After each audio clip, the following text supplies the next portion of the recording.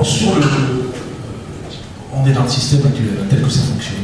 Sur l'action, l'activité des parlementaires, par définition, un parlementaire ne s'intéresse pas à tout de même.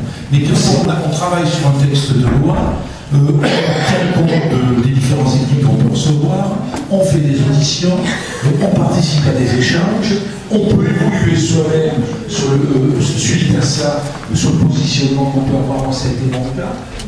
On va les laisser parler de démocratie parce qu'on n'y comprend rien. Bon, ça se passe au centre d'ailleurs, dans le bar-restaurant. Alors il y a le Dédé Chassaigne, il y a Lafont, il y a les écolos, il y a tout le monde. Terrible.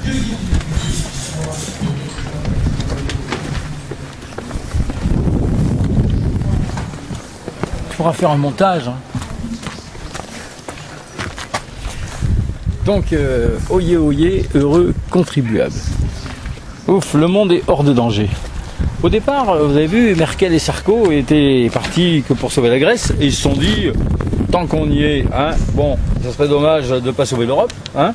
Et puis, vous savez ce que c'est, quand on est lancé, 1 milliard en appelle un autre, Merkel a pris quelques bières, Nicolas s'est tenu éveillé au Kekolak, et c'est pour ça qu'il a pu nous annoncer la merveilleuse nouvelle que vous connaissez, grâce à un accord historique qu'il a arraché au Bosch, après un bras de fer terrible avec Angela, il nous a évité une catastrophe mondiale.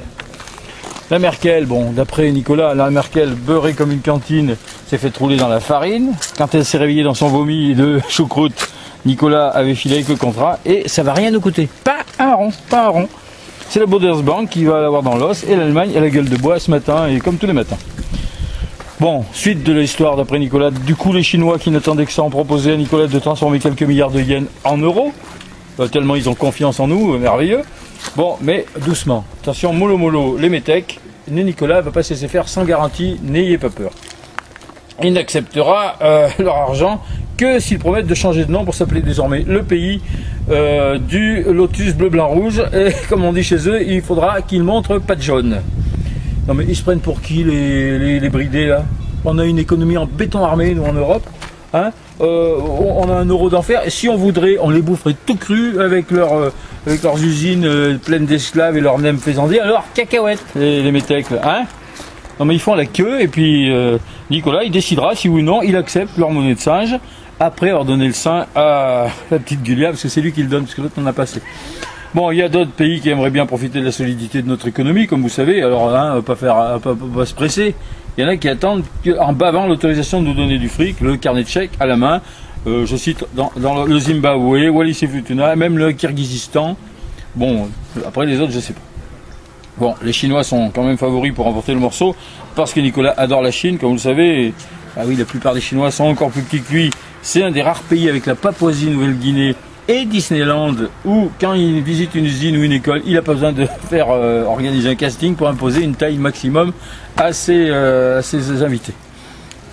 Bon, j'ai l'air de plaisanter, mais sérieusement, on a du bol de l'avoir quand même comme représentant de chez nous, le Nicolas, parce que c'est vraiment l'homme des situations désespérées. Comme on le sait, puisqu'il nous l'a dit, c'est pas mal grâce à lui que Gilad Shalit a été relâché. Hein. Un jour qu'il passait devant la Tunisie avec le Sarko One, il a demandé au pilote de faire un petit détour. Il est descendu pour libérer aussi la Tunisie du vilain Ben Ali. Un jour où Carla était enceinte jusqu'aux cordes vocales, il s'emmerdait à l'Elysée. Il a profité d'un week-end pour aller virer Moubarak d'Égypte. Et comme la Libye était à quelques encablures, il a donné le coup de main décisif aux rebelles pour se débarrasser de Kadhafi. Vous voyez, le bruit court que ce serait même lui qui lui aurait collé une bastos dans le turban pour protéger les types qu'il avait capturé tellement il était agressif et puis moi il connaissait des trucs, il paraît, mais enfin bon ça c'est autre chose, ça n'a rien à voir. Bref, tant qu'il y était, Nicolas a profité pour vendre des chaises électriques à toutes ces nouvelles démocraties afin d'éliminer les derniers fidèles aux anciens régimes et en même temps il leur a fourgué quelques centrales nucléaires pour les alimenter.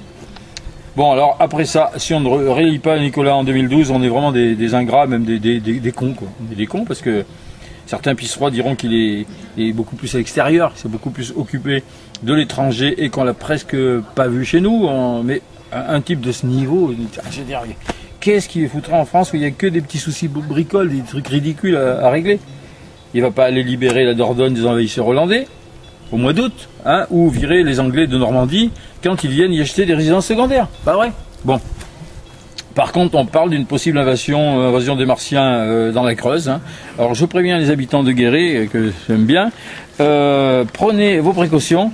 Si vous devez utiliser votre voiture dans les jours qui viennent, il n'est pas impossible que les alentours de l'aéroport soient bloqués par 2 ou 3 000 CRS un de ces jours.